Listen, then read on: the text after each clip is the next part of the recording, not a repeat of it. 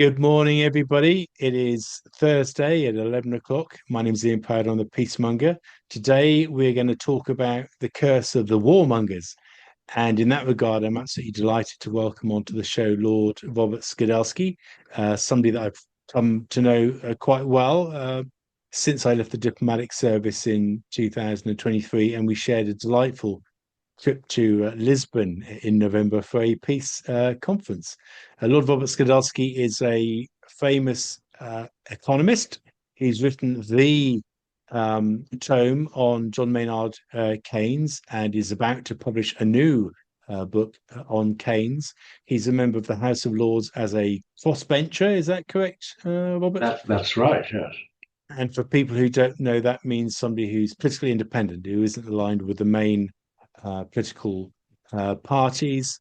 And he is active in writing about international relations with a specific focus on political economy, but also, given his background and experience, considerable focus on Russia and Ukraine. So, Lord Skidelsky, welcome to the show. I'm very pleased to be on program of a peacemonger. Blessed are the peacemakers. Well, thank you very much. Thank you very much. And cursed to the warmongers, on which you've written a series of three very good essays on your Substack, and people can find that Lord Robert Skidelsky Substack if they haven't already found it, on the curse of the warmongers. And your essay is built around kind of five key pillars, and I wondered whether it would be helpful if we went through all five. The first one, very much being around the remilitarization of Europe and threat inflation.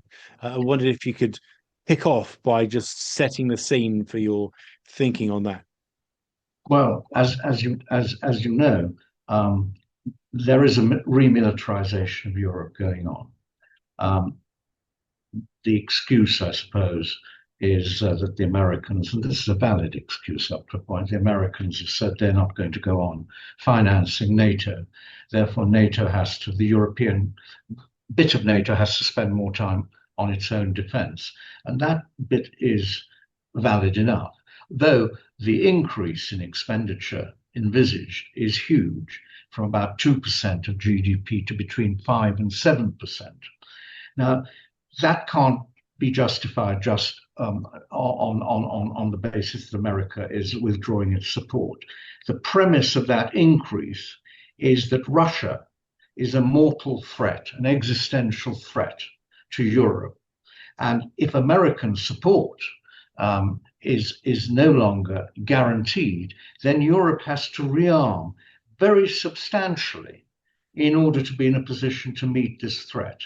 And that's not just rearming in conventional military terms, but also what they call our strategic defense review in Britain called a whole society defense against all forms of Russian subversion of our democratic principles, espionage, assassinations, cyber warfare, all those things that this malign, hostile power is directing against Britain and more broadly against Europe.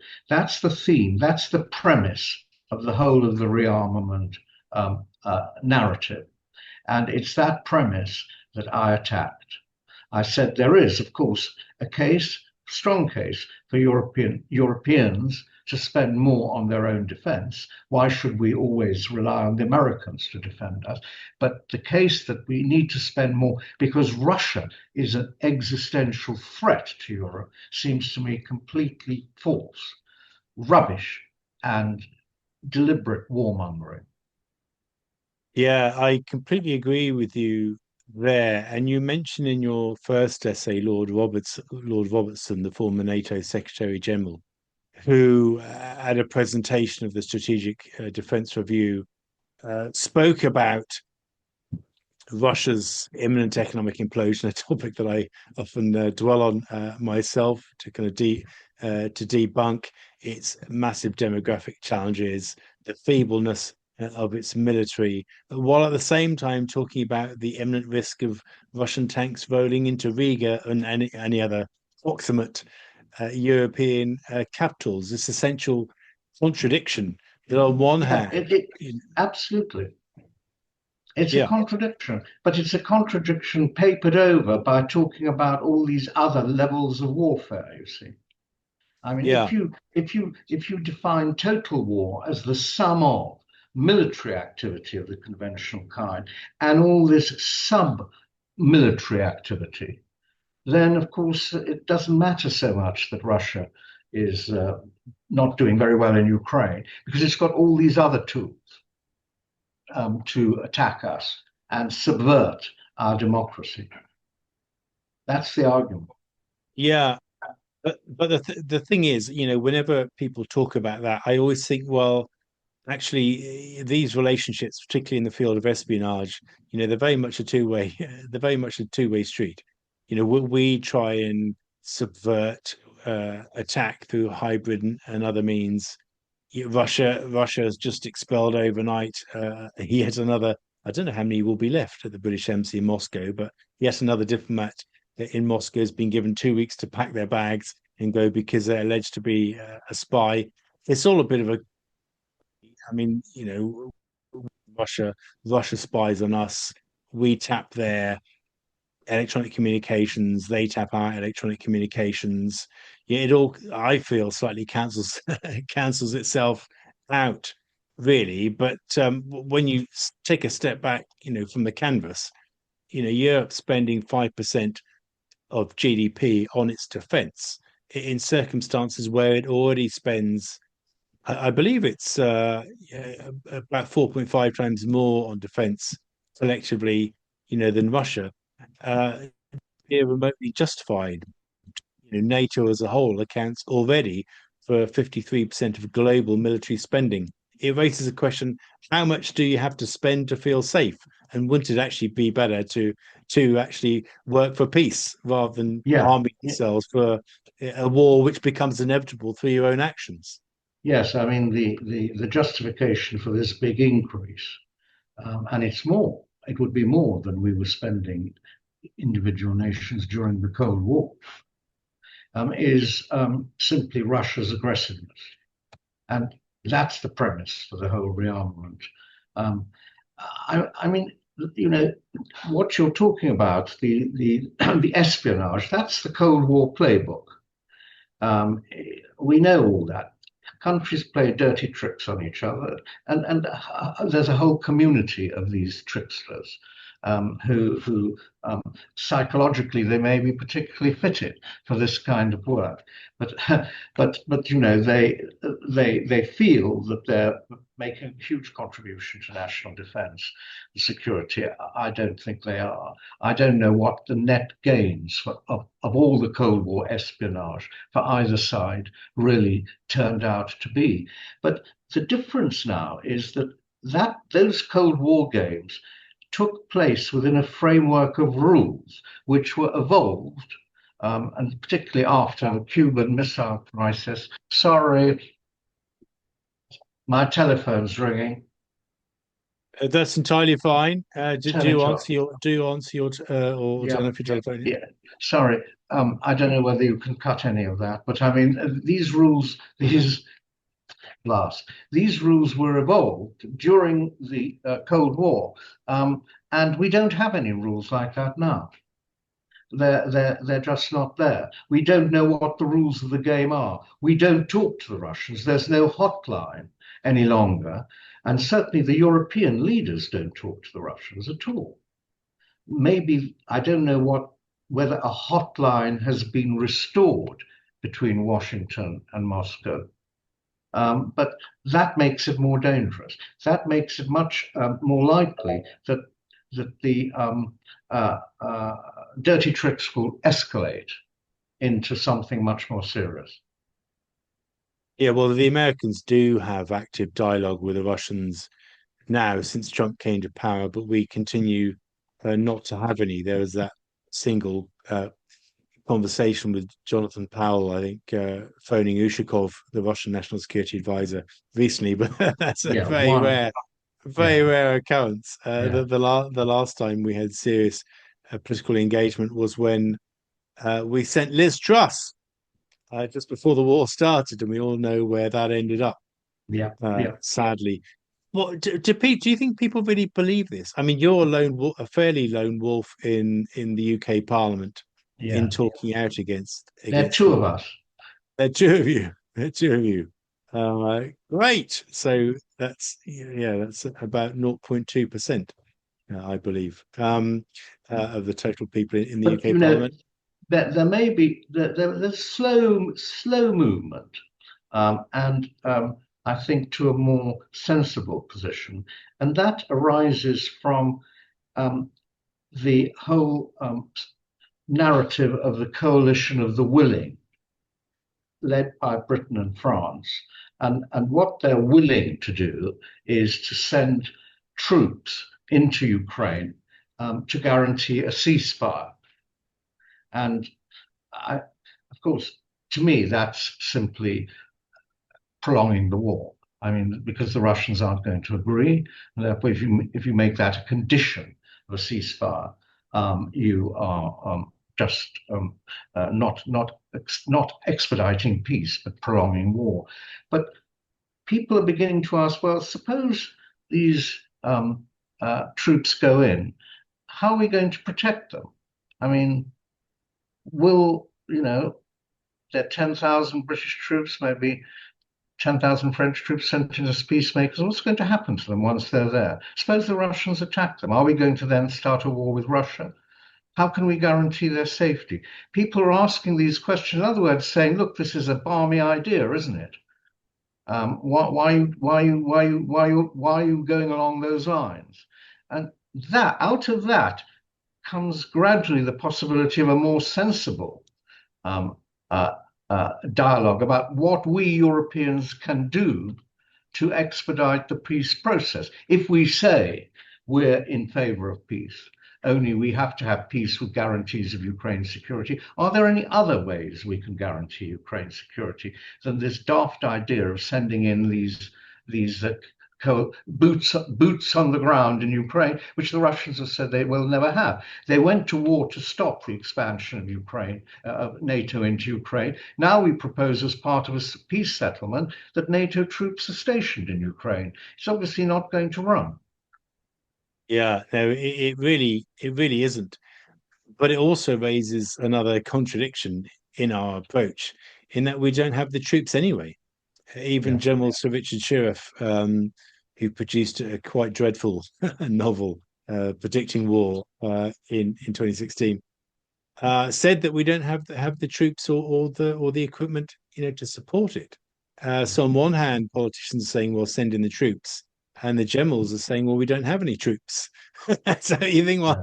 well, who is doing the thinking in Whitehall? Is my question, because it seems to me most of these ideas are completely balmy, and even if we say that we do want peace, it really isn't clear that we do. No, I think we've been shoved to one side by Trump, the European, and he wants peace with Russia. There's no doubt about it.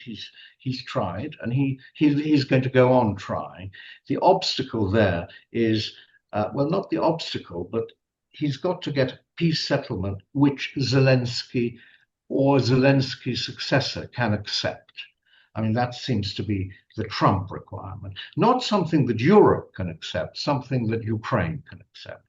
Europe has been shunted out of this whole process because it's never its line has always been and continues to be that Putin must be defeated. I just want to make two quotes from a debate last 2 days ago, in a week ago, in the House of Lords. The Defense Secretary: we know that if Putin prevails, he will not stop at Ukraine. A secure Europe depends on a strong sovereign Ukraine. And his deputy: Putin has to know that he cannot be seen to have won. The front line in Ukraine is our own front line. Now, that is obviously not Trump's attitude. But that remains the official European attitude. If that's your attitude, how are you going to insert yourself into the Trump process? And the only way I think the Europeans can think of doing is, first of all, this coalition of the willing putting boots on the ground, which Putin is going to accept. And the other is a lot of talk about supplying Ukraine with more weapons, increasing the sanctions pressure, a lot of supportive rhetoric.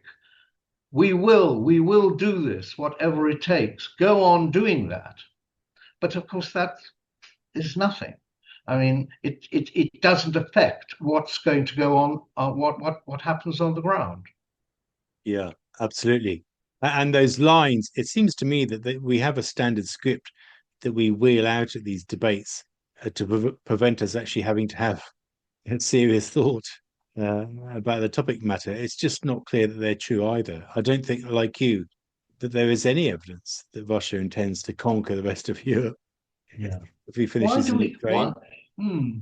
why do we think so? I mean, what are the roots of Russophobia? I mean, because there is Russophobia. I call it Russophobia, Russophobia. I mean, there is the feeling that Russia is one of the very bad countries in the world. I mean, there's a China phobia, but China's a bit further away. Russia is sort of, and we've had more engagement with Russia over the years than we've had with China. I mean, there's one level which you said, well, just look at what Russia's done. And it invaded Ukraine. They call it a full-scale invasion. You know, one can argue about that's a rhetorical issue. I don't think it could be legitimately called a full-scale invasion. It gradually grew into a full-scale invasion, but it didn't start as that. Second level would be look at what Putin says. He denies Ukrainian sovereignty. He recalls the fact that Ukraine was part of old Russia, and its claims to sovereignty are spurious, artificial. So there's what he says, which gives you an idea perhaps of what he would like to be the case, and not just in Ukraine, but other bits of the old Russian Soviet space. And the third level is, I think, which I think is the deepest level, because you almost can't talk about it. It's the idea that dictatorships are naturally warlike and democracies are peaceful. And dictatorship is the warlike form of the state, democracy the peaceful form. And that means that in defending Ukraine against Russia, we're defending European democracy. Because if our defense in Ukraine fails, then he'll go on, because dictators do go on. They live by violence, both at home and abroad. I mean, it's at that level, I think, that you stop being able to argue. Yeah, In I our agree. country, at any rate. And I also think, certainly within European politics right now, a similar debate to that is happening across the fault line between liberalism and nationalism. You know, hitherto, certainly for most of the 21st century, you know, liberalism has been in the ascendancy. This idea that our policy, certainly our foreign policy, should be normative and kind of rooted in our values and rooted in individual rights of people to choose, you know, and the rest of it. Whereas increasingly, you know, that liberalism has almost, if you like, propagated conflict by trying to impose our will on other countries, in particular powerful nations like you know, like Russia. And so I think it's partly for that reason. I think that actually, you know, liberalism or liberals are still successful in calling anybody who wants to put their country's national interests first an extremist. It's a kind of similar point to the one that you were making. That anybody, for example, in Central Europe, who engages with Russia on cheap energy because it's good for them for their country economically, must be a Putin stooge rather than somebody who's, you know, just thinking about the interests of their nation. I think, but Yeah, I think that fault line is going to become wider. But I think actually liberalism is starting to come off of its period of ascendancy, and I do think we're entering a period of more pronounced nationalism But I kind of wonder whether that might not actually be a good thing if countries focus on their country's interests first while trying to live in peaceful coexistence with other countries. Well, it's a big argument. Liberalism historically uh, always depended on a strong state. I mean, when they talk about the rules-based order and all that, all these rules-based orders depended on a state, some coercion at the top. Now, we don't have that in international relations, obviously, because there's no world state. Therefore, who have we relied on to enforce the rules that we want? That is, we've relied on the United States. That provided the missing center, if you like, for this rules-based order, and the United States intervened on behalf of it. All right, they intervened on behalf of their own interests, but they actually intervened on behalf of what was seen as collective interests of liberal countries. I mean, in Iraq, that would be so as well. So the United States, out of its own self-interest, but also as a hegemon, believing it had a responsibility to the world, provided the center for liberalism, for world liberalism. Now that centre's been taken away, and we have, as people now say rightly, we have a multipolar, polycentric world. So, who's going to supply the public goods of such a world? We don't have it. Now, the European Union, conceivably, could aspire to be one of the new centres, but it's not a state. Mm. And there are lots of people who just don't like the idea of the European Union coalescing into a state.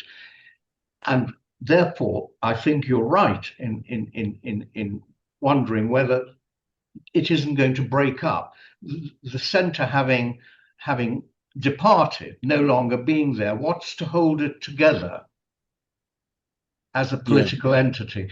I mean, that I think is the problem of the European space. I mean, I don't think there's enough support within Europe to go forward now and create a European state, or as it's called, a political union. The move to ever closer political union, which was the sort of agenda of Europe making ever since the Second World War, I think has run out of steam, because at the heart of that agenda was the idea that the United States would provide the protective shield for this emerging state until it was ready to assume its own responsibilities. I mean, that seems to have been the way the narrative went. Now the shield has been withdrawn, and we're very far from having a European state. I don't think we'll ever reach that point. I've never really kind of seen any circumstance in which, somebody in Latvia would vote for a Greek president of Europe in sort of, countrywide, if it was ever a country, which I don't believe it ever will or should be.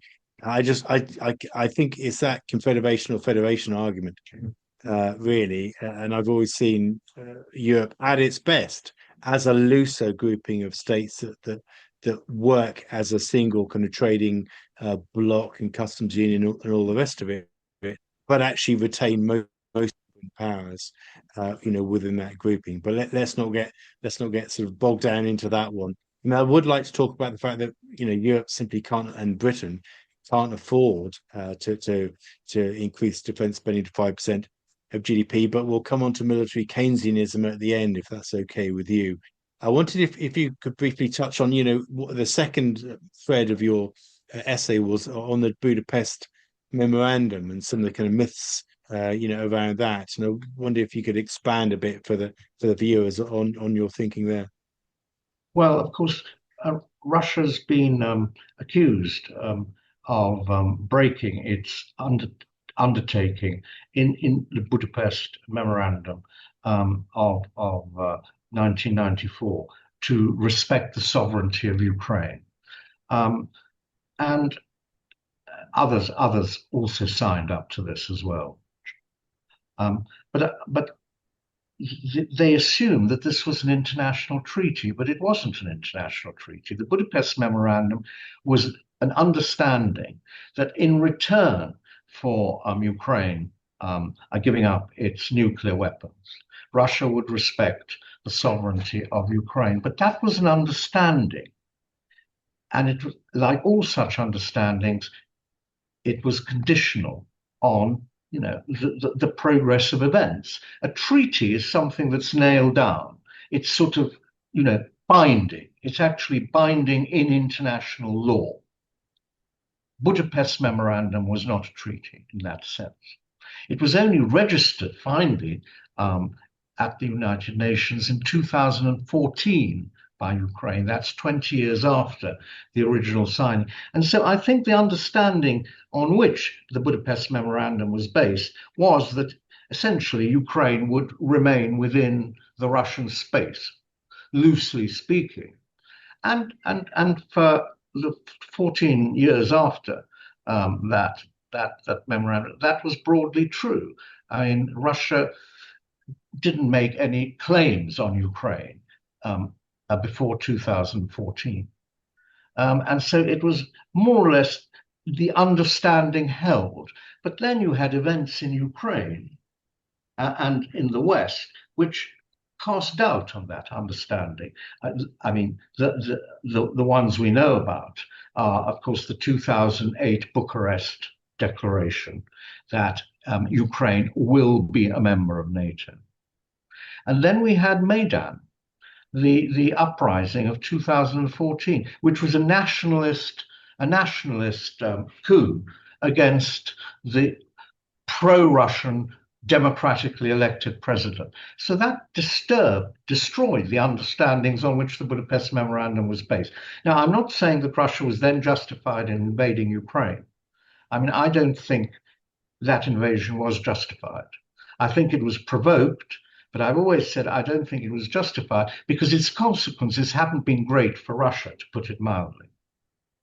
But nevertheless, you can't then say it broke a solemn undertaking enshrined in a treaty to respect the sovereignty of Ukraine. I don't think that's a correct rendering of the Budapest Memorandum.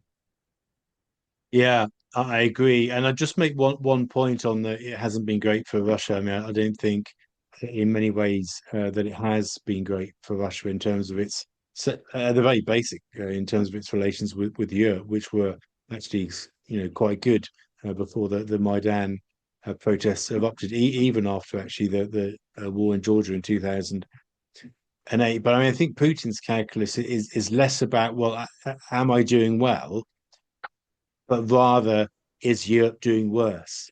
Yeah, yeah. And I think that drives his thinking in the balance of arguments. If Europe is suffering more than Russia's suffering, then that for Putin is a good outcome. And you see that certainly in the economic numbers, which look far better, frankly, for Russia, even now, than they do for Europe in particular. But there's one myth in particular that you helpfully unpacked about Ukrainian control over these nuclear weapons that it gave up. Because lots of people say, I mean, even Zelensky said recently, well, we should have nuclear weapons. They never controlled them. They never controlled them. They had the stock, but the control of them was in the hands of Russia. So they weren't giving up anything that they could actually use against Russia. Yeah, yeah. No, it's helpful for people to kind of have that in their mind whenever they hear, as so often we do here, that it's trotted out, isn't it? The Budapest Memorandum. That shows Putin can't be trusted because he broke the Budapest Memorandum. What about all the other elements of trust, like the attitude of NATO to its expansion and promise of Ukraine membership? That was an understanding, if you like, which was broken by the West. And it's remarkable, actually, that after Russia invaded Georgia in 2008, that nobody should have thought that Russia wouldn't do exactly the same again, should a similar set of circumstances arise. Which of course they did around the Maidan, particularly with the US, but also the British involvement in events there. You speak a bit about borders in your third sort of pillar of your essay, the sanctity of borders. I wonder if you could talk a bit more about that. Well, this is very hard because our rules-based order and also membership of the UN is premised on frontiers. I mean, the independent states who are members of the United Nations, there are 170 of them now, I think, or 150, they all have borders which are regarded as unchangeable, except by some mutually agreed process without fighting. And what's more, the only justified use of force under the UN Charter, I think in Article 5, is self-defense. And that means defense of your borders. But these borders, in most cases, I don't say maybe in most cases, but in many cases, are purely artificial. They're the result of temporary arrangements made, often by departing colonial powers. They said the borders are going to be here. And then they're then regarded as unchangeable. Well, unchangeable by anything except by negotiation and peaceful agreement. But there's no mechanism for peaceful change. It doesn't exist. And therefore, when the borders set up become incompatible with new conditions, either new demographic conditions or new identity conditions, there's no way of changing. And that's a huge defect in the international system. I don't know. I mean, I don't know how you remedy it. I mean, if you want to divide up an already existing state into two without any change of its external borders, you can do that by agreement. I mean, Czechoslovakia is an example of a state that split into two, Slovakia and the Czech Republic, but as a result of an internal agreement. And one state became two. But if it's a question of changing your external frontiers to accommodate, I don't know, people of your own nationality living outside them, or because other states claim bits of them, there's no way of doing it. And therefore, to talk about the sanctity of frontiers in the absence of a mechanism for peaceful change of frontiers, as and when it becomes necessary, seems to me to be asking for trouble. Yeah. And therefore, I mean, in Britain, we sort of forget. We think our history is one of permanent, long settled frontiers. We forget the fact that before 1921, Ireland was part of the United Kingdom, and that there was a civil war fought, as a result of which Ireland became another nation, and Northern Ireland remained part of the United Kingdom. That was a change of frontiers by war, but we forget that. Yeah. No, we do. And I think, I think the intent of the UN Charter was to prevent borders continuing to change, Yeah. at the whim of great powers. Yes. But of course, the flip side, of course, is that it has left quite an artificial post World War II construct in place, and as you say, there's no mechanism still. I mean, that kind of makes me think a bit about the kind of discussion about the Donbass, what's left of the Donbass as part of any peace deal, and Zelensky's refusal to concede that in exchange for other bits of territory that Russia occupies in Sumy Oblast, Kharkiv, and and in places like that. So, I mean, for me, Zelensky's opposition is it's principally because actually he sees it as a route to continue the war. Yeah. I don't think he has any particular loyalty or affection, for the Donbass, which was always a Russian-speaking and an ethnically Russian, part of Ukraine, anyway. But I mean, that's a classic example of something that could be soluble with dialogue, but Zelensky is refusing to engage. And of course, in everything that he does, he gets the full backing of European leaders anyway. Yeah, exactly. I mean, so he knows he can rely on that. I think that there are borders are nearly always created by war. and are the result of a war of some kind. I think that's been true historically most of the time. Now, the problem is that you can't guarantee that the results of wars last forever because the balance of power between states changes. And you therefore are always liable to get a renewal of whatever it was that led to the war in the first place. The only way you can really secure reliability of borders, finally, is to simply eliminate the other side. That was called the Carthaginian solution.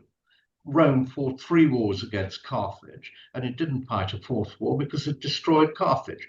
Carthage no longer existed. The defeat of Germany and Japan in the Second World War was so overwhelming that there can't be any German or Japanese revanchism, as it was called, revenge. After the First World War, there was a revenge. I mean, Germany sought to undo the effects of the First World War. It was left in a strong enough position to make the attempt again. But after 1945, there was no chance of that. And similarly, Japan. It's impossible to think of Japan reigniting its East Asian co-prosperity sphere, in which the whole of East Asia was meant to be under Japanese control. It's impossible to think of Japan doing that. It was so effectively conquered and re-educated that revanchism is impossible. But Russia's never been defeated that way. Yeah. Yes. Yet people cling to the hope that it might be.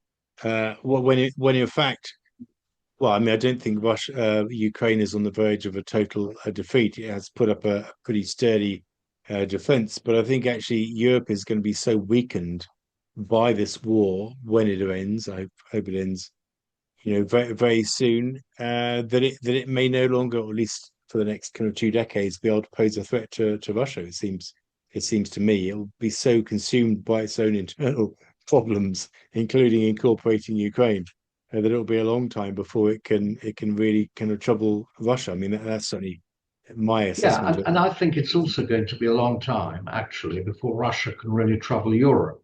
I mean, in other words, the rearmament is based on a false premise that Russia is strong enough and will be strong enough after the Ukraine war is over to continue expanding into the rest of Europe. And when you're told that they haven't got an army or navy or air force or any military capacity for doing so, they will bring out this thing about covert operations, deep cyber attacks, espionage, assassinations. I was always the assassinations line, I've always been quite amused by. Amused, I mean, one assassination proved in 20 years on British soil. That means that there's a whole campaign of assassinations going on, Yeah, and yet Ukraine seems to be leaving car bombs under Russian generals on a fairly regular basis in Moscow at the moment, and it rarely raises an eyebrow. In the West, not surprisingly. Yes, I mean, when you set up international relations in this way, as a sort of inherently conflictual struggle between 2 incompatible systems, then you get into all this. I mean, what one's got to do, I think, is accept that there will be systems. Other countries will have systems which we don't approve of. I mean, because we have our particular system, they have their systems as a product of their history and their geography and so on. And what are the rules of coexistence? What are the rules of coexistence such that we don't have to go on playing these dirty games and then allowing them to build up inexorably into something much more serious? That seems to me the challenge of international statesmanship today. Well, yes, just accepting other countries the way they are, not the way we want them to be. Yeah, that's it. So on coexistence, I mean, I think if you could briefly maybe touch on the Monroe Doctrine, because that's another kind of feature of your of your essays. That's good. Perfect. You've perfectly helped me segue into a brief discussion on that. Yeah, I mean, my point is that America never repudiated its own Monroe Doctrine. It's been heavily reinforced now, explicitly by Trump, um, and yeah, the Donald Donroe Doctrine, I think some people call it, and therefore Russia is simply asserting, its equivalent, and if and we have had in Europe, we've always accepted the leadership of a country that has always asserted the Monroe Doctrine, but yet we say that Russia is breaking the rules, breaking the norms of our rules-based order by asking for a buffer states against three historical invasions that they've experienced and are deeply etched into their whole history and literature. Mm. Yeah, exactly. I mean, again, it's a contradiction. America's all right to have its Monroe Doctrine because it's a good guy. Russia's not because it's a bad guy. Well, yes, I mean that dichotomy is being tested right now in Greenland, Yeah. um, but I mean, I do think that's one reason why Trump is able to find a modus vivendi with Putin, because he basically understands Putin's worldview, and European leaders don't. I mean, I think Yeah. that's why, with war even still ongoing today in Ukraine, the Russians and the Americans are sort of gradually creeping towards some bigger economic reset, because Trump wants to sees it as important, possibly as a counterweight to China, but also because he wants to eat the Europeans' lunch. Yeah. I agree. On which, talking about eating lunch and spending more money for the same lunch. I wonder if you could briefly talk about, sorry for that pun, military Keynesianism. Well, military Keynesianism, I think, is um, the way out, the way Europe is trying to get out of its stagnation. Um, uh, the essence of Keynes's um, uh, economics was that governments have to be responsible for the full employment of their economies. They can't just leave it to the market or to private business. If there's stagnation, government should step in and create enough demand in the economy for the economy to expand and prosper. That doctrine was repudiated in the name of, fiscal austerity, fight against inflation, and it all added up to the idea that governments must not run deficits, that governments should balance the budget, but balance their budget, and the national debt should be a falling proportion of total income. These were the fiscal rules which the anti-Keynesians imposed on governments ever since the 1980s, 1990s. Now, here is a chance to break out, for governments to break out of these fiscal rules, because what they can say now is national security. National security demands our rearmament. And blow to fiscal rules.